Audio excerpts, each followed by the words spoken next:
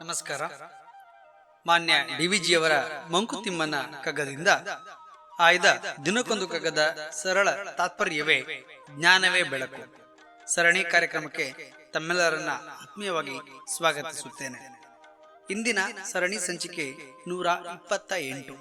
ನಾನು ನಿಮ್ಮೊಂದಿಗೆ ಕರುಣಾಕರ ಬಳಕೂರು. ಕಗ್ಗ ಗಾಯನದಲ್ಲಿ ನಮ್ಮೊಂದಿಗೆ ವಿದ್ವಾನ್ ಸುರೇಶ್ ರಾವ್ ಅತ್ತೂರು. ಬನ್ನಿ, ಇಂದಿನ ಕಗ್ಗ ಮಾಲಿಕೆಯಲ್ಲಿ ಮಾನ್ಯ ಡಿವಿಜಿಯವರ ವಿಶೇಷವಾಗಿರುವ ಕಗ್ಗವನ್ನು ಕೇಳಿ ಬರೋಣ.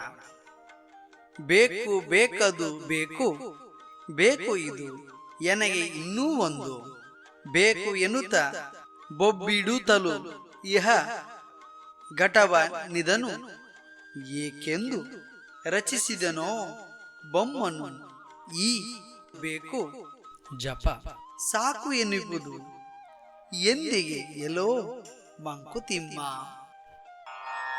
ಬೇಕು ಬೇಕದು ಬೇಕು, ಬೇಕಿದನಗಿನ್ನೊಂದು, ಬೇಕೆನುತ ಬೊಬ್ಬಿಡುತ್ತಲಿಹ ಘಟವನಿದನು, ಏಕೆಂದು ರಚಿಸಿದನು ಬೊಮ್ಮನ್ ಈ ಬೇಕು ಜಪ ಸಾಕೆನಿಗುದೆಂದಿಗೆಲೋ ಮಂಕುತಿಮ್ಮ. ಈ ಬೇಕು ಜಪ ಏಕೆಂದು ರಚಿಸಿದನು ಬೊಮ್ಮನು, ಬೇಕು ಜಪ ಸಾಕೆನಿಗುದೆಂದಿಗೆಲೋ ಮಂಕುತಿಮ್ಮ.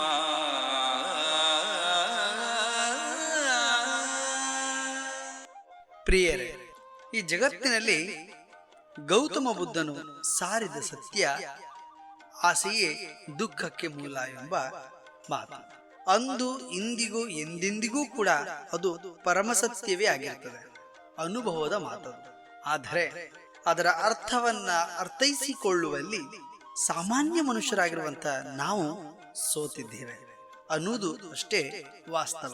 ನಮಗೆಲ್ಲರಿಗೂ 106 ಆಸೆಗಳಿದ್ದಾವೆ. ಸಣ್ಣ ಮಗುವಿನಿಂದ ಹಿಡಿದು ವಯಸ್ಸಾಗಿರುವವರೆಗೂ ಕೂಡ 106 ಆಸೆಗಳಿದ್ದಾವೆ. ಆ ಆಸೆಗಳಿಗೆ ಮಿತಿಯೇ ಇಲ್ಲ. ಆಸೆಗಳನ್ನ ಈಡೇರಿಸಿಕೊಳ್ಳುವಲ್ಲಿ ಹಗಲು ಇರುಳೆನ್ನದೆ ನಿರಂತರವಾದಂಥ ಶ್ರಮ ಹೋರಾಟವನ್ನು ನಾವು ನಮ್ಮ ಜೀವನದಲ್ಲಿ ಮಾಡುತ್ತೇವೆ. ಕಠಿಣ ಪರಿಶ್ರಮವಿಲ್ಲದೆ ಯಾವ ಯಶಸ್ಸೂ ಕೂಡ ಪ್ರತಿಫಲವೂ ಕೂಡ ಲಭಿಸಲಾರದು. ಈ ಭೂಮಿಯ ಮೇಲೆ ಹುಟ್ಟಿರುವ ಜೀವ ಪ್ರಪಂಚದಲ್ಲಿ ಪ್ರಾಣಿ ಇರಬಹುದು, ಪಕ್ಷಿ ಇರಬಹುದು, ಸಸ್ಯವರ್ಗಗಳಿರ್ಬೋದು, ಇವೆಲ್ಲಕ್ಕಿಂತ ಭಿನ್ನವಾಗಿ ಅಧಿಕ ಆಸೆಗಳನ್ನು ಹೊಂದಿರುವ ವಿಶೇಷ ವ್ಯಕ್ತಿ ಯಾರು ಅಂತ ಕೇಳಿದರೆ ಅದು ಮಾನವ.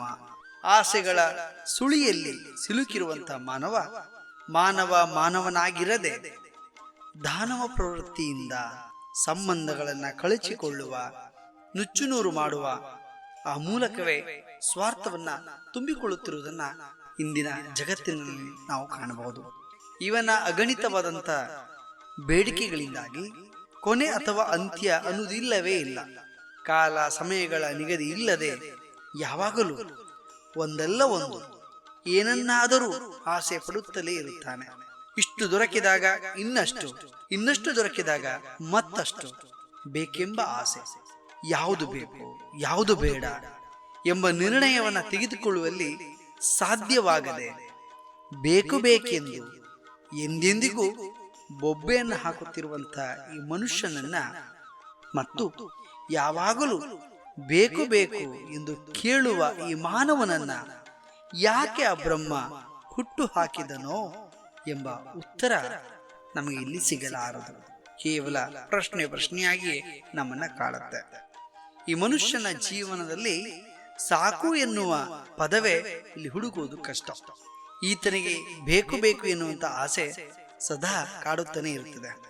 ಬೇಕು ಬೇಕು ಎನ್ನುವ ಜಪವನ್ನ ನಿಲ್ಲಿಸುವುದು ಎಂದೋ ಎಂಬ ಮುಖ್ಯವಾದಂತಹ ಪ್ರಶ್ನೆಯನ್ನ ಮಾನ್ಯ ಡಿವಿಜಿಯವರು ಈ ಕಗ್ಗದಲ್ಲಿ ಮಾನವನ ಆಸೆಗಳ ಬಗ್ಗೆ ವಿನೂತನವಾದಂತಹ ಒಂದು ವಿಶ್ಲೇಷಣೆಯನ್ನ ಮಾಡುವ ಮೂಲಕ ನಮ್ಮ ಮುಂದೆ ಆ ಪ್ರಶ್ನೆಯನ್ನ ಇಟ್ಟಿದ್ದಾರೆ. ಪ್ರಿಯರೇ, ಜ್ಞಾನವೇ ಬೆಳಕು ಸರಣಿ ಕಾರ್ಯಕ್ರಮವು ಪ್ರತಿದಿನ ಬೆಳಗ್ಗೆ ಯೂಟ್ಯೂಬ್ ಚಾನೆಲ್ನಲ್ಲಿ 7 ಗಂಟೆಗೆ ಪ್ರಸಾರವಾಗುತ್ತೆ.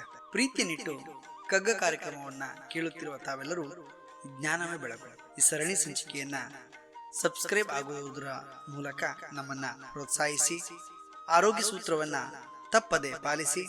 ನಾಳೆ ಇನ್ನೊಂದು ಕಗ್ಗದೊಂದಿಗೆ ನಾವು ಬರುತ್ತೇವೆ. ಅಲ್ಲಿಯವರೆಗೆ ನಮಸ್ಕಾರ, ಶುಭ ದಿನ.